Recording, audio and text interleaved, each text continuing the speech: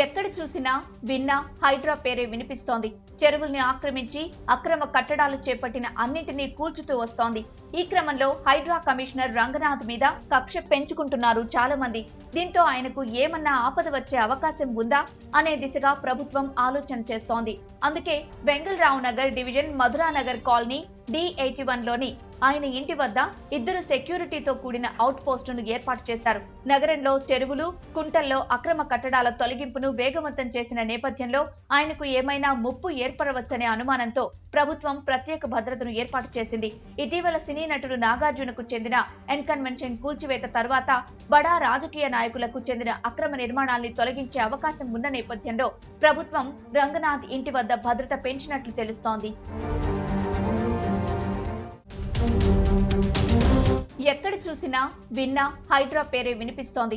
చెరువుల్ని ఆక్రమించి అక్రమ కట్టడాలు చేపట్టిన అన్నింటినీ కూల్చుతూ వస్తోంది. ఈ క్రమంలో హైడ్రా కమిషనర్ రంగనాథ్ మీద కక్ష పెంచుకుంటున్నారు చాలా మంది.